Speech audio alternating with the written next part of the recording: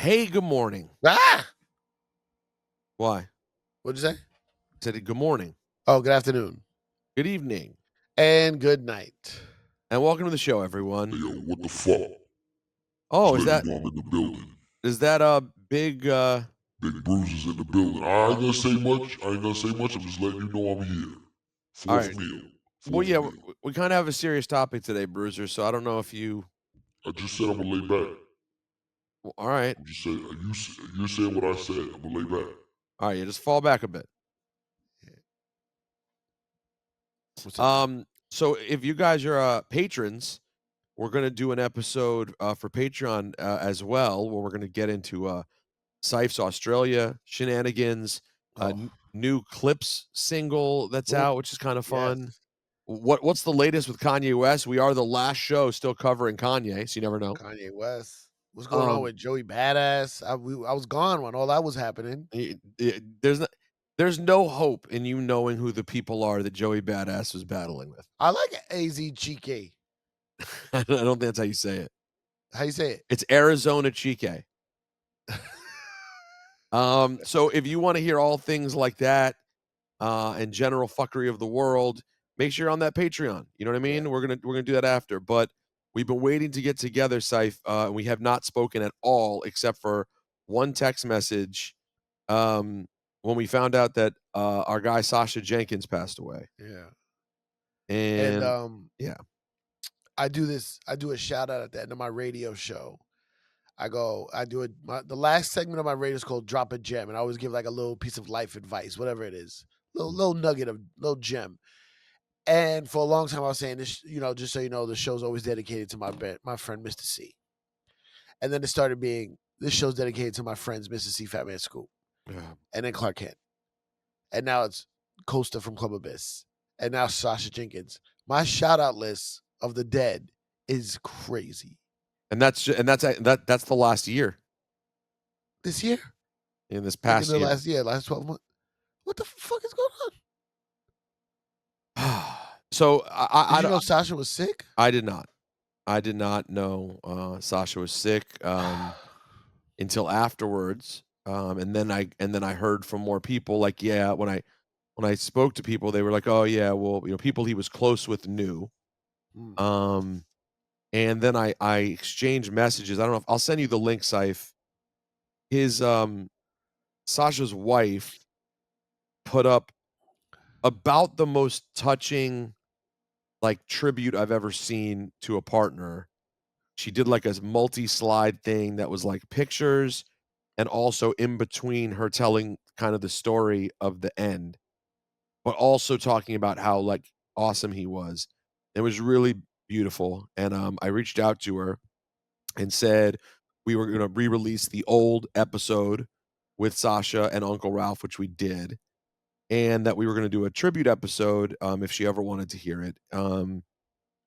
And she reached out to me and asked, when you produce your tribute episode, please spend a little time talking about MSA.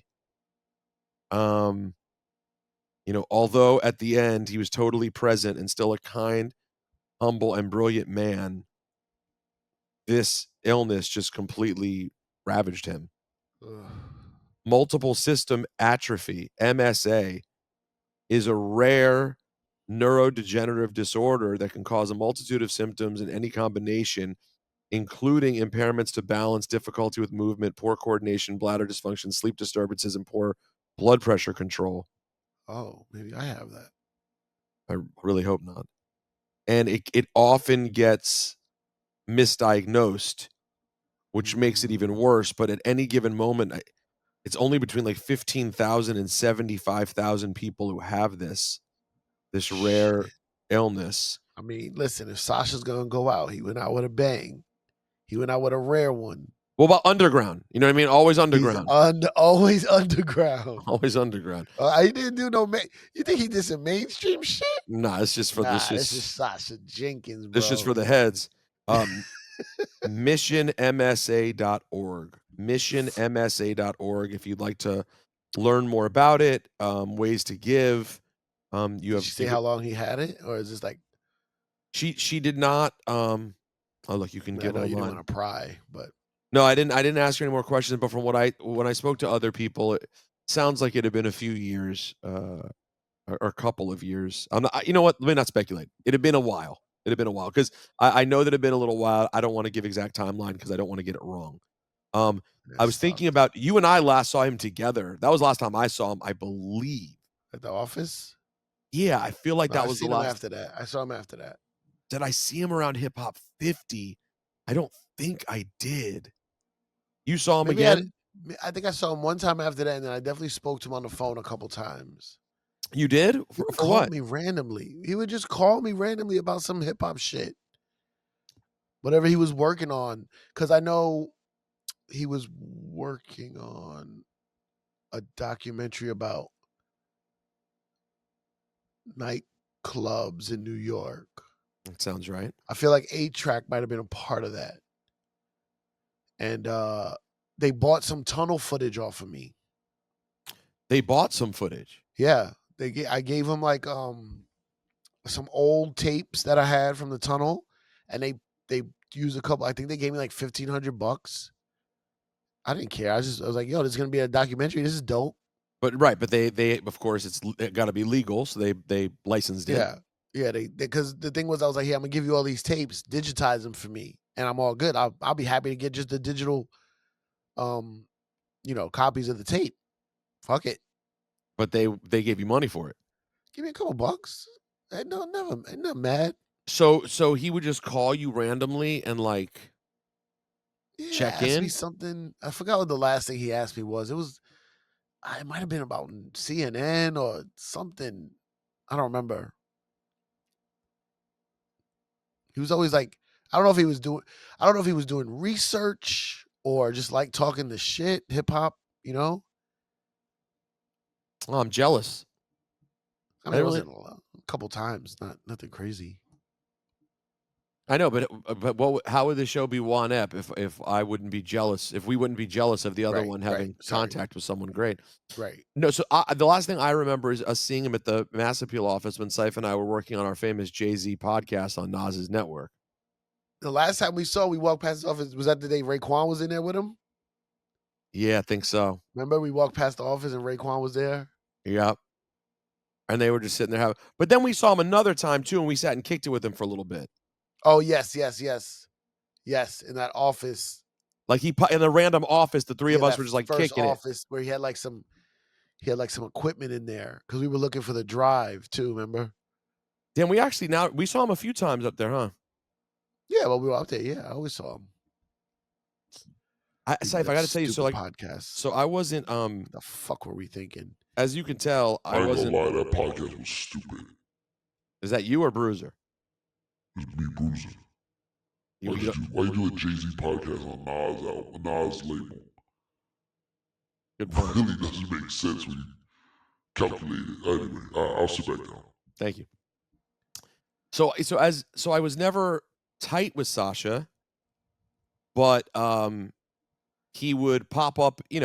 We would just pop into each other's worlds at different times. Oh, so I was tighter with him than you. I think so. I didn't talk to him on the phone. Yeah.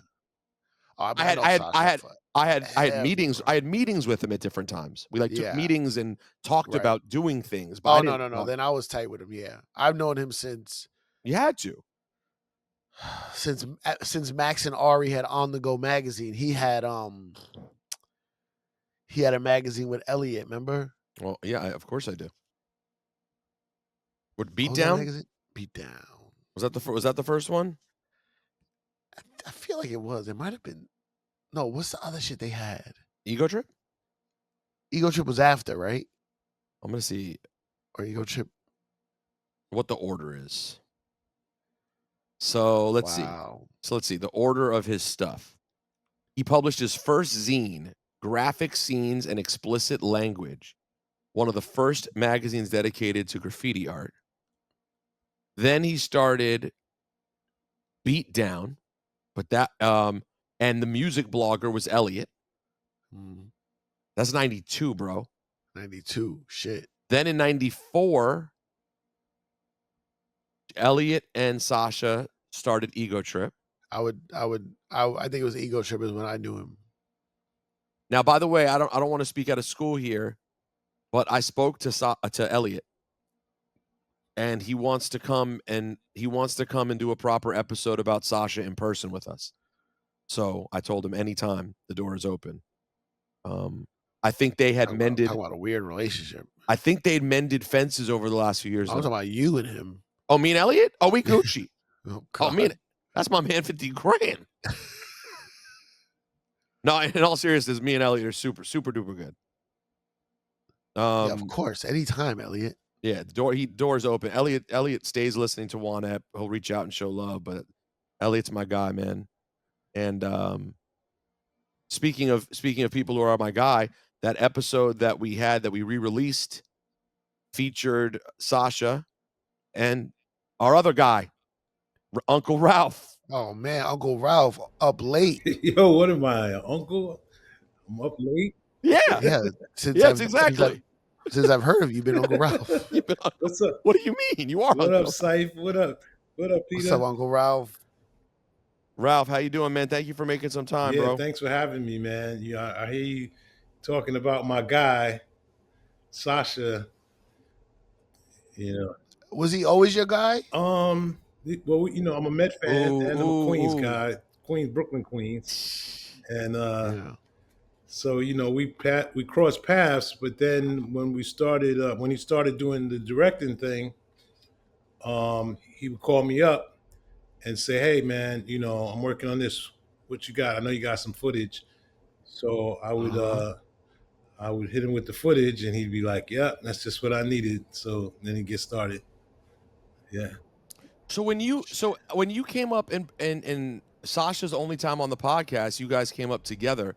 What were you promoting at that time? This is like 10 years ago already. Yeah, what were we promoting? It wasn't Fresh Dressed. No, it wasn't. Billy, what was it? Billy, you listened to the episode before you put it out. Do you remember which thing they came up to promote? Oh, Fresh Dress. I forgot about that. Yeah, I was just watching Fresh Dress the other day.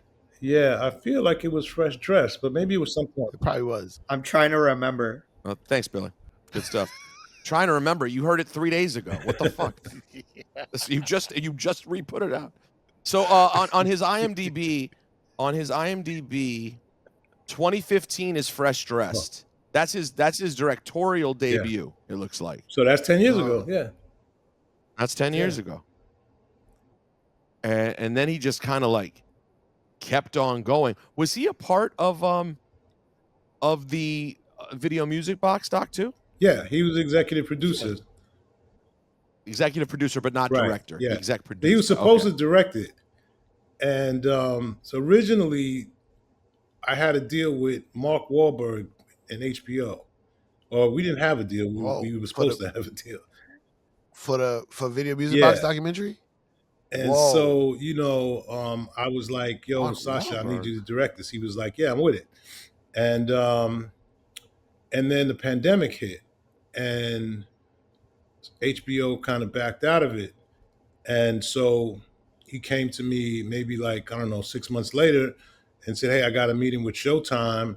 He already was working with Showtime, but he wasn't doing anything at that moment. He did the Wu-Tang. And he said that, would I mind doing it over there? I said, yeah, it's the same thing. HBO and Showtime is basically the same thing.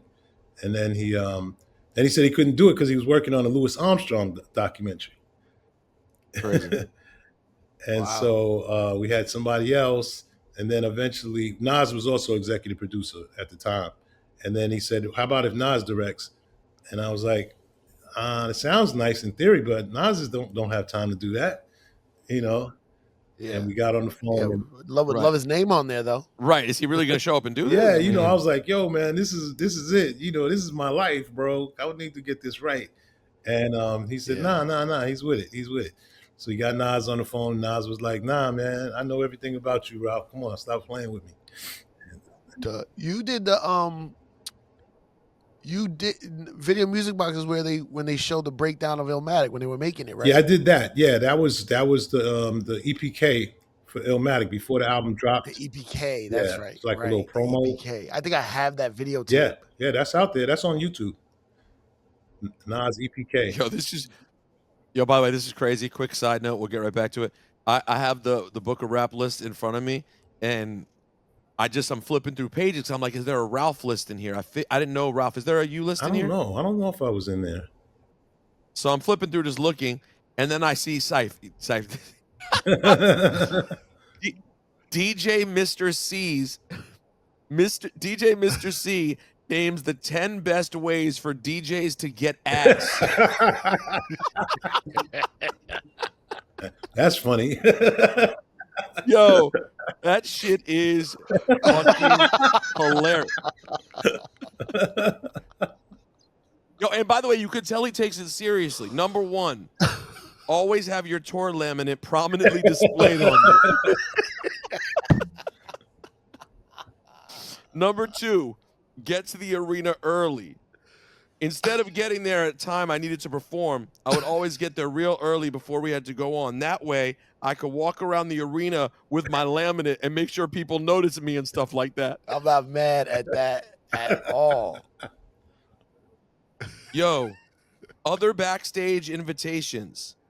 He says, when you're doing a show and there's this girl you want to get with, just invite her backstage. And if she's got friends, just be like, yo, come backstage with me, whatever.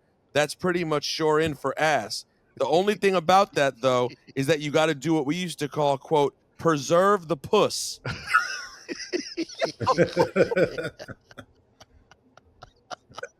Yo, number 4, always DJ after parties. 5, be persistent. 6, play it cool. Yo, how does be persistent and play it cool go together? Anyways, so prior to you guys working together, were you just friendly? Did you just know each other from around the way, or did you not really even know him like that? I didn't know him like that. No, I knew his name. I knew his work from writing and his journalistic stuff, but I didn't know him like that. No. Listen, if you're a Juan-Ep fan and you're listening to this, we're not gonna like spoon feed you. You should know who Sacha Jenkins is. But the thing about Sacha was we all knew who he was in some way because his name was just so relevant, especially in New York. I don't know how the rest of the country is, but in New York, his name was just always around some real hip hop shit. You know what I mean? Yeah. No, he's a real smart guy, like intelligent guy, but, street smart as well. He's a graffiti writer too. And, and he just brought, a different perspective to anything, an album review or, a moment in hip hop, something that was going on. And, he's one of those guys that I used to be like, you kind of bougie.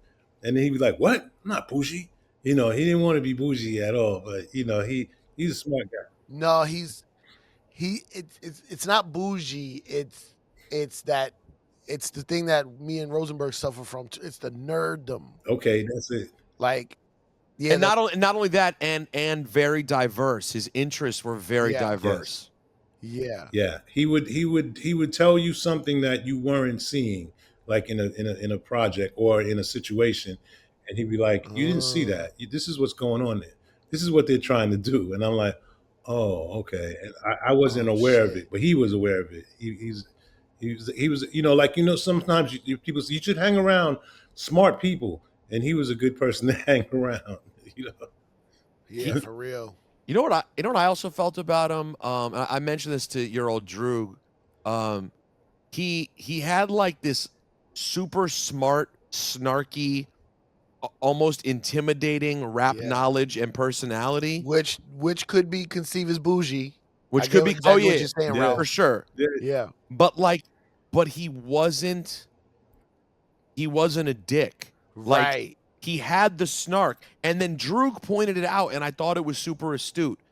It came across in his writing too. Even the writing in the feel of this book, it is bougie or snobby or super smart, but it's loving. Right.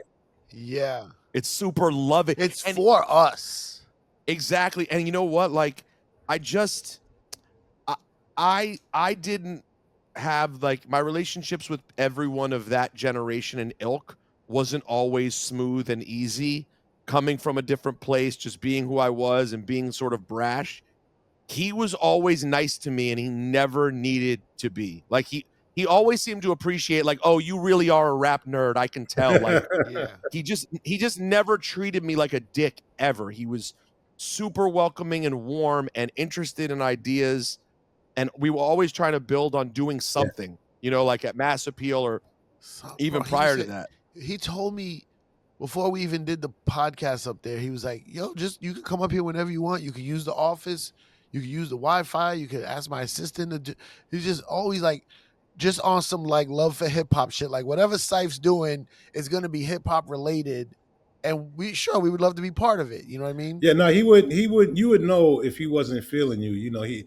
If you were fake, he knew it. He'd be like, nah, I'm not messing with that. Nah. Yeah, for sure. Oh no, he was the real deal. Dad, did you guys remember this?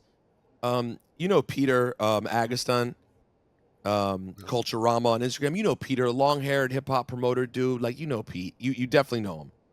Go look up Culturama on Instagram, and you'll know which Pete I'm talking about. Not Peter Oasis, the other Peter. Not me. Right. He put up a post that I did not remember this.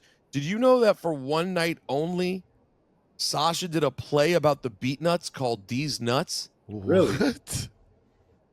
Yeah, Peter posted the flyer. Wow. And he said, what? He said, I may be one of the only people who recall Sacha's play about the beat nuts entitled These Nuts. It was a masterpiece. I was there. And to my knowledge, it only ran once in NYC. So I'm sharing my copy of the program. Around that era, the New York Museum in New York had asked me to help produce a special conversation with my other heroes, Stretch and Bobbito.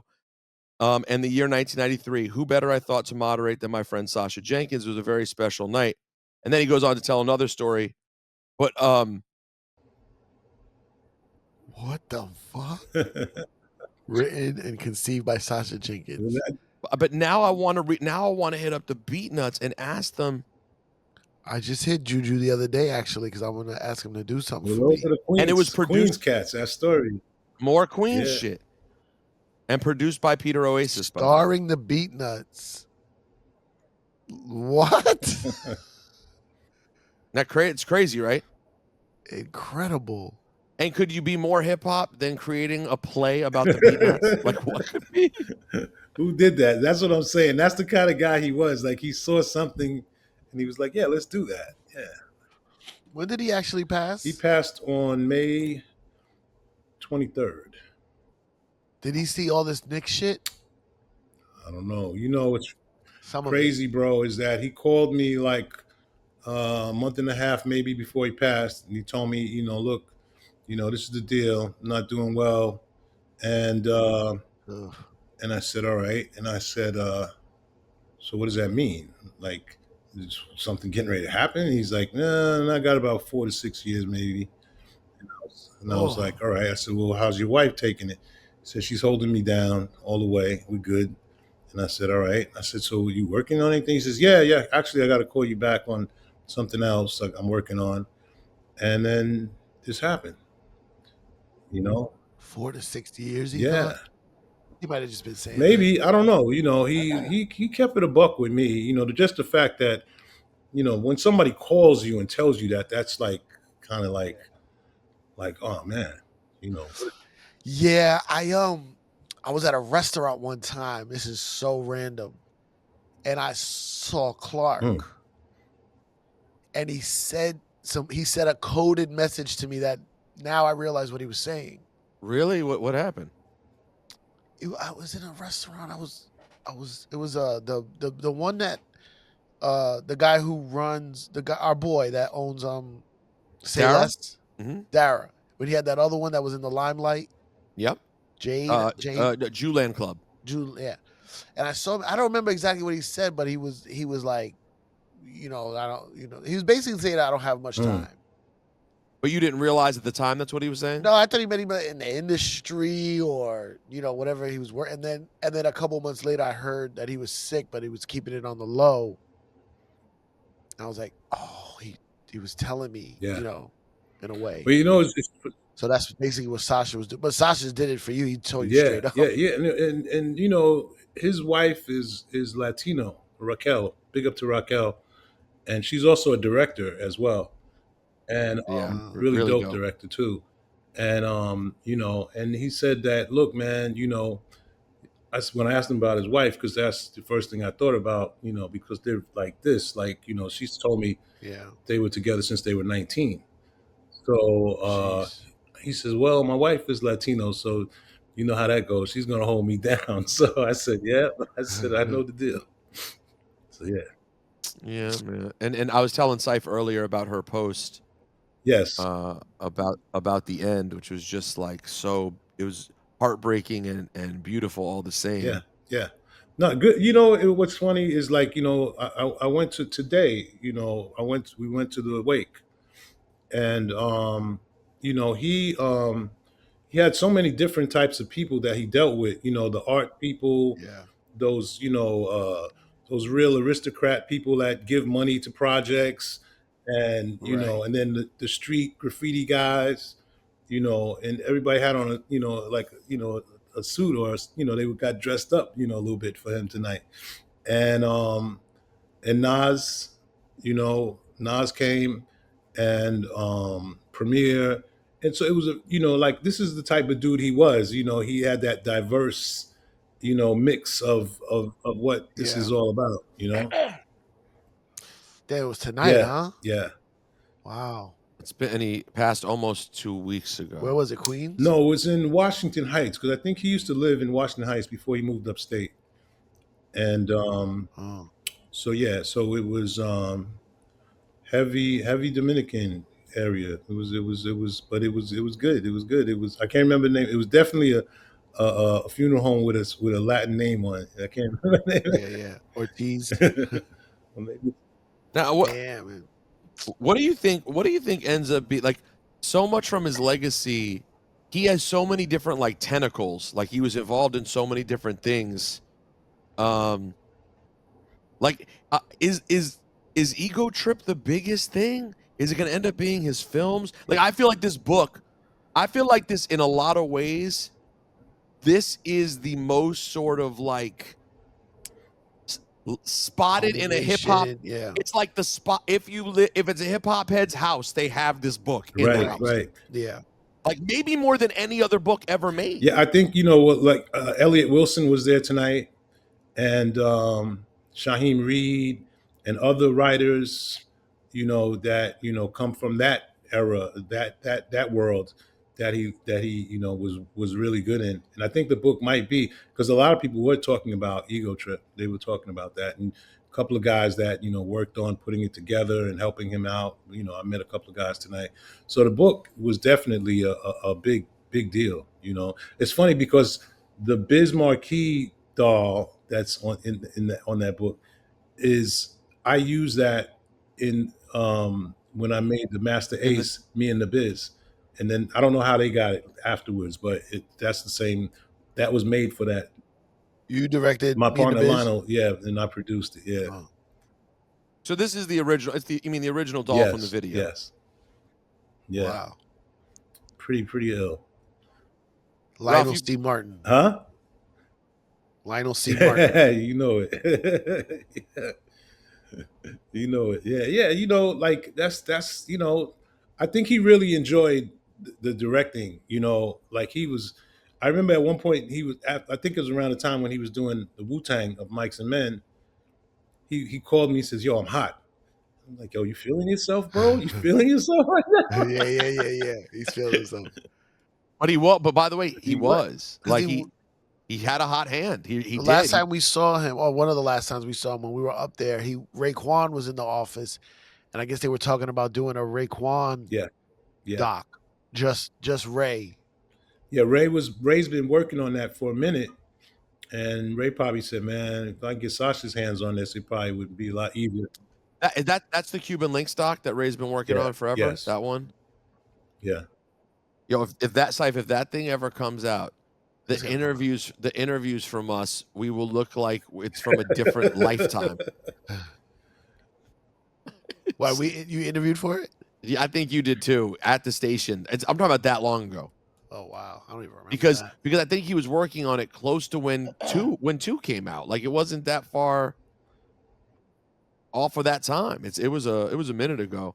He was though, guys. Like Sacha was one of the most intimidatingly smart on hip hop people I ever talked to. He broke shit. Yeah, down. no, he'll break you down. He like, you know, because at some point, like when I was working on my thing, you know, I'd be like, I'm born in Brooklyn, but a lot happened in Queens.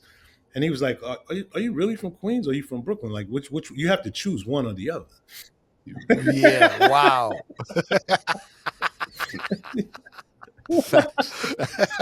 And I'm like, what do you mean? That's such a New York thing. You know what I'm saying? Like, or were you born and raised in Queens, or did you just say that? So You what? gotta pick So what? one. So when forced to pick, what do you say? You say Queens. I said Queens is where I got it. I figured it out. You know, Brooklyn is a big part of me. Don't get me wrong. But Queens is where. He said, "So you picking Queens?" I said, "Yeah, I'm picking Queens." He said, "All right." Where'd you go to high Went to school? high school in Queens, Bayside High School. Went to high school. Went to Bayside. Bayside Yeah, was it might be Queens, Ralph. you know, like we were like maybe out of 2,000 kids, maybe there was 20 black kids. You know, so. Oh, I thought you were Korean this whole time because you went to Bayside. Yo, let me just say, you from Queens. Oh wait. Bro. Oh, there's Bruiser. Hey, Bruiser. You from Queens. Wherever you go to high school, you from Queens. Yeah, no. Bruiser, don't tell Ralph what he is. And Sacha went to Bryant High School because there were a lot of people from Bryant High School there today. I met. Bryant? Oh, really? Where's Bryant It's High School? kind of close to Long Island City. Close. It is Astoria probably, but it's a little closer to Astoria. Yeah. That's where he went to school? Yeah, that's where he went to high school at. Oh, interesting. Yeah, and his father was a filmmaker too. Yeah, really? He found out later. He knew that his father supposedly had made this film, and somewhere down the line, he says, "Yo, I got my father's film, man." And I was like, "Really?" He says, "I'm going to send you a clip of it." And it was like it was shot in. I think his father lived in Houston or somewhere in Texas, and he had made this film, and it was a pretty decent film. I was like, "Oh, that's where you got it from." He was like, I never even knew it existed. I heard about it, but then, you know, he was trying to get the rights to it. I think him and his sister got the rights to the film. Damn! You guys want to hear something crazy? I was a little bit like reluctant to search his name in my email because I know I'd find things that I'd be regretful of. Here it is. D's Nuts, October 1st through the 3rd. Oh wow! The Beat Nuts off What Broadway. year? The email is Tuesday, September 29th, 2009. Shit. 9 p.m. sharp, no late seating. The Ohio Theater, 66 Worcester Street. Oh, wow. The Hip Hop Theater Festival kicks off with D's Nuts, a workshop production in honor of the highly acclaimed underground rap duo The Beat Nuts, written by longtime music writer Sacha Jenkins and produced by Peter Oasis. D's Nuts explores the rich musical history of the Beat Nuts through the performances of their tunes by the maestros themselves. D's Nuts also canvasses the sights, smells, and characters of their native Corona, Queens. A fellow Queensite turned journalist on a fact-finding mission returns to the old neighborhood in order to meet members Psycho Les and Juju. The journey is not only nets cultural nuggets about the Latino duo and their surroundings, but crucial observations about self and the state of created hip hop. The state that created hip hop. Purchase tickets now. Damn. It has the flyer in the email? Nah, the flyer wasn't in the email. Is it attached? Nah. A purchase link. Let's see how that works out for us. But that's crazy. Yeah, I didn't realize. I probably got the same email. You probably do. I clean out my emails. Yeah. By the way, do you throw away old emails? Yeah, every day. Every day you throw away. Why do you throw away red emails? Like my shit organized. But it needs, so like, does that mean even if you have like emails with someone like who you really liked, all the emails could be gone? Yeah. That's tough. It's tough. I don't want to go over the 15 gigs in Gmail. Right. Anyway, whatever. Well, that's neither here nor there. Oh man. This is a tough one. Hey, Ralph, I mean, has it been getting, I mean, we're all going through it, but like of your generation, even more so, are you like getting annoyingly used to losing people, or does it hit hard every time? Like, how are you coping with stuff like this? Just the last couple of years have been crazy. Yeah, no, it is. Well, I realize that I'm getting old, so that part is definitely it, because Yeah, good, you know, I'm not mad, but you know, and you got to show up. Like I remember when I was young, I hated going to funerals and stuff like that. Me too. And you know, and we're Me too, bro. responsible, supposed to be responsible now. So you know, I mean, this one I didn't. I don't know what is it for Right. though. Is it for the family? Yeah, like yeah, I think so. I think that his wife To show how much his they were wife was loved, definitely kind of. happy to see my face, you know, and I Yeah. didn't really know her like that, but she was like, oh my God, you know, happy that. And his daughter, Yeah. she was a PA on my project, and so yeah, so I think so. Yeah, I think it's just sometimes, you know, it's good to pop in and you know and just show up, you know, sometimes, you know, and What funerals you been to lately? oh man, I mean, just You went family to stuff. family Yeah, at you know, school? like you know, people that you grew up with, and you know, and family members. You know, like I know I'm older because I'm in charge of my mom passed 2 years ago, but I'm in charge of the estate. You know, and like that's Yeah. like I'm like yeah, all right, no problem. But that's a problem sometimes with family. You know, and so you like, oh man, Ma, why did you do this to me, right? Yeah. Yeah, there's a lot there, bro. How big is your family? Not that big. No, one brother. Yeah, Oh, but still, yeah, it's you know, He's tight. I wanted to be in charge of the state. right. It sounds good, right? Sounds Yeah, good. if you know, I just saw Quincy Jones' son recently. I'm a big name No, I dropper, work with bro. I him. saw Quincy Jones' I work son with at QD3. Yeah, I was at Dave Chappelle's house and he was there and he was like, he's in charge of Quincy Jones' estate, and he says sometimes it's a headache. Well, that one.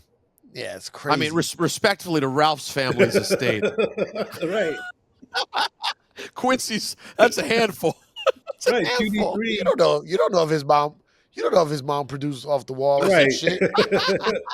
Yo, QD3, man, look, that guy, he's a cool guy. We worked together with the Paid in Full Foundation with Steve Stout, Ben Horowitz, Felicia Horowitz, Nas. That's the thing where Nas helped set up Yeah. so that it's like almost like a union. Well, or like no, it's just money given to artists that were the paving the way. founders of hip hop. And so we've honored Scarface, Rakim. Upcoming this year in October is going to be Grand Poobah, Coogee Rap, you know, the main ones, and then we're giving some money to Kool Rock Ski from the Fat Boys and Jalil from Houdini. Yeah, and also dope. Roxanne Shante is also part of it as well. So, you know, But Ralph, will you do us a favor? Will you keep, since you're involved, keep me and Cipha in mind, man. If there's something that for us to do, they need someone to jump on the mic and do something. Like me and Cipha would love to contribute. It's a great event. You know, the Horowitz and Ben Horowitz is a tech guy, and you know, and just an amazing kind of unicorn type of dude. Oh yeah, I just heard about him. I think actually QD3 was the one telling me. He's the one that helped Nas with all the investments. Exactly. Yeah. Oh, so then also ask him to help us get rich. Yeah. Also, we can do that. Is he interested in knowing about the first hip hop podcast ever? Exactly. What? Maybe we could do something together. He's a pretty amazing guy, you know, and Nas is definitely benefited from being around him. Yeah. Oh yeah, that's Nas is turning out to be like a master of sustaining the culture. You know, all these 7 albums coming out that they keep talking about, and like it's amazing what he's doing. He's really locked in. By the way, back to more depressing emails. I just searched Ben Horowitz's name in my email. Oh no. And my brother sent me an email, February 2012. Yo, Ben Horowitz runs one of the biggest VCs in the world. I just saw this article about him the other day. You should reach out to him. Wow. 2012. That might have been before. That might even be before him and Nas started making money together. Yeah, might have been. Yeah, nah. He's a Yo, get out your email, bro. Yeah, I know. I should just delete this entire email. This is all Ben bad. Horowitz is official, man. He's an official cat, and he don't play nothing but hip hop when you go to his crib. He went to NYU. He was in New York. He didn't grow up here, but he went to NYU, and he was into hip hop after that, for sure. Let's real quick, Ralph, before we let you go, I just looked on YouTube to see if this was here, and in fact, it is. When was the last time you checked out the White Rapper Oh, show? wow. Cipha, did you ever watch the White Rapper show? I think I saw glimpses. This is the one with Search, right? That's the one that Search was the host, right? Yeah. Here we go. This is produced by Sacha, of course. Yeah, this is Sacha's first show, I think. Yeah, this got him started. The White Rapper Show. We're on a mission to find the next white rapper who can rep hip-hop to the fullest. But it's not going to be easy, because historically, white rappers have had to walk at least 8 miles uphill to make it big. That hasn't stopped anyone from trying. So good. Hip-hop wound up in the suburbs. It must have been picked up when it fell out in Snoop's cupboard. Bobby Brown is in a rage. He's kicking up dirt in the baddest cage. So we're going to search the nation, choose 10 white MCs, and ship them to the South Bronx. South Bronx. Here in the birthplace of hip-hop, their love and knowledge of the culture will be put to the test. You better come with the heat. Along the way, they'll get schooled by hip-hop heavyweights. Just Blaze? Gotta have passion. But only if you put everything So into it dope. is it gonna work for you. You They'll dig? get a chance to prove their lyrical prowess. And by the way, and sums up Sacha's mix of snark and love of the culture. No, but it's love. It's making fun. It's tongue in cheek. It's tapping into racial shit. All the stuff. Large penises. Sometimes they'll trip. That was wild right there. It's all a part of their quest to gain hood I mean, credibility. if you really think about this, it's an early reality show too. Respect. You say this is pretty early in the game, right? Like he was on it. He saw, the trend going that way. And was able to parlay the success of the book. Yeah. Like, I mean, Ego Trip the magazine wasn't nearly as big as the Ego Trip stuff that followed the magazine. Yeah, right. That's crazy. And they got Ego Trip in the name. He's smart. What up, y'all? I'm your host, MC Search, co-founder of the legendary hip-hop group Third Base. Yo, who gets a gas face? I'm here with my old friend, there he is, legendary hip-hop producer, Prince Paul. 1, 2, 3, and here we go. After screening thousands of audition tapes, we are here at the final auditions, where we now have to find the 10 lucky finalists who compete for 100. So I got to rewatch this show, guys. It's I probably can't has so much funny shit on here. Yeah, I know. That's it. Step Bring forward, the man. look. Now explain your look, man. I like this whole just left the job, about to go postal on somebody. That's it, and I'm from Toledo, Ohio. This is not a joke. I mean, there's a lot of white rappers that take their, music seriously. If you look at me like this, you're paying attention to me at first, so you're gonna give me a chance. You're like, oh, He's wearing a tie. Sacha had me. He was doing another show. I forgot what it was. It was something about race. It was like a guy code. Really, but about race? Yeah. But it was all about race stuff. And he had me. I did like 3 different tapings with him, and then it never came out. He said it wasn't coming out for some reason. They didn't. It was too like wild. The shit we were saying. I haven't watched the doc Everything's Gonna Be All White that he worked on too. That he did too. What's that one? That was a Showtime doc series about white rappers. No, just about race. Yeah. Oh, yeah. I think it has. He was. Me and him would always talk race shit. He was, when he did the Biz Marquee one, that was a challenge. That was the doc. Yeah, no, the doc. Yeah. Why? Because he, like they had somebody playing. Well, a doll playing. The doll plays Biz Marquee. Oh, right. And when he told me that, I was like, I don't know about that.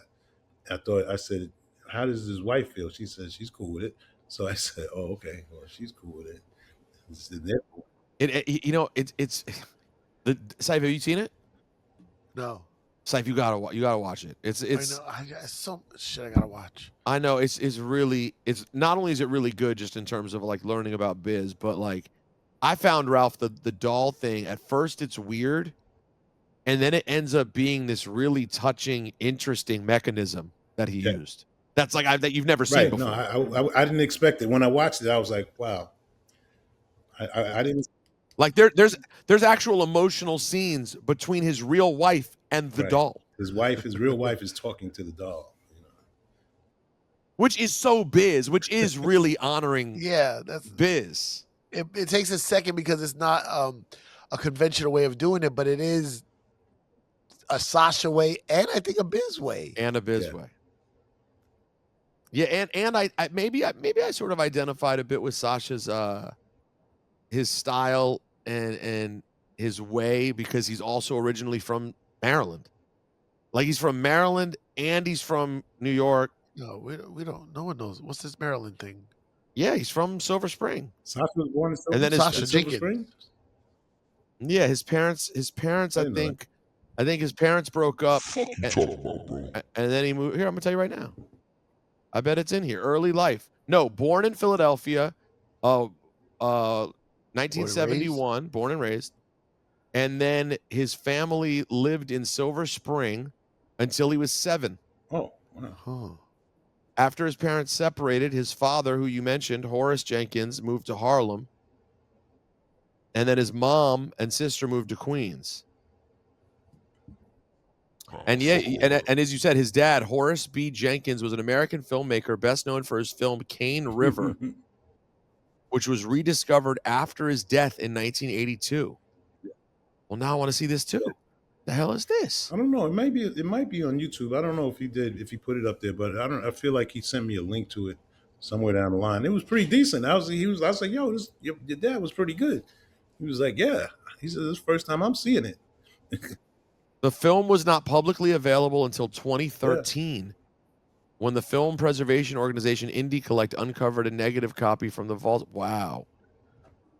That's crazy. So now I got to see that too. Sacha didn't, like he took it very serious, hip hop and, and the way things should be done, but he wore it loosely, so loosely that you thought, sometimes he was joking with it. And, that's not easy to do. You guys do it all the time, but, to me, I'm in the trenches and they're like, nah, son, that's not it. Nah, you can't do that, son. You know what, Ralph? I really appreciate that. You're actually right. That is a similarity that I sort of relate to with him, is that Cipha and I take it extremely seriously, but in doing so, joke about it all the time. Yeah, man. It's like, you came up in a certain era, like, nah, son, you can't do that. Yeah, there's no jokes. Rakim said it ain't no joke. His question's serious as cancer. Hey, Ralph, thanks for making some time to share about your guy. Yeah, thank you, man. Thanks for honoring him, man. And yes, Sacha Jenkins. Hey, Ralph. What is that? Was that a real card or something you just made? And you go to a funeral and they give you that card. Well, that's the one from the funeral. That's they made beautiful. They did it like a baseball card, like a little. Well, that's so dope. It's just they had some dope pictures, some dope video they were playing with the family. Yeah, pretty cool. Yeah. What does he have in his hands? Oh, he doesn't. He's got gazelles on. He's keeping it a buck. Yeah, that's super hip hop. Straight hip hop. Ralph, thank you, man. I appreciate you. Ralph, don't die. Okay. Yeah, don't die, Ralph. Seriously, bro. Ralph, if you die in the next day or two, who would you like us to get on the tribute episode? I'll tell you in advance. We're not going to be able to get Nas. We're not going to be able to get Nas. So he's not going to respond. Let's get Ray DeJean and Tuffy, right? Man, Ralph, I tell you this all the time, bro. Real quick, I still have all my video cassettes that I recorded, every video music box I can ever get my hands on. I still have them in a bin right over there. And what was the movie? Was it Panther? Oh, Black Panther? Oh. No, Panther. Remember the movie back in the day? Oh, yes, the movie. Yes. What did you do? You shot that? No, I didn't shoot the movie. I was supposed to be in it, but I wasn't in it. Oh. No, but you shot a party. This is the first industry party I ever went to. DJ Riz took me. I met J. Rue, Premier, I think Group Home, a couple other people. All the people on the back of the Gangstar album, all the goons that You're were on the right, back. right. And I got autographs from all of them. I framed it. It's like a little nerdy thing I have framed. But I remember you showed that party on Video Music Box. It was like, oh shit, I was there. Hey, yo, what's crazy in your group home is that it's the 30th anniversary of Living Proof. Yeah, they're gonna do a show with me on June 20th at the Brooklyn Bowl, and they're gonna do 3 songs off of that, and and I told Premier tonight. He's like, "Well, have you seen them perform in a while?" I was like, "Nah, it don't matter. 3 songs will be nah, all right. It don't matter. We'll play the vocals, man. Nah, I'm away that day. Fuck. All they got to get through is Superstar, Living Proof, and what's Suspended in Time. That's all we need. Yeah, we could. That's it. There's gonna be some dope stuff before that, some dope shit after. Right. Oh, that's dope. That's dope. Ralph, Ralph, thank you so much, man. thank you, We bro. appreciate your time. Salute.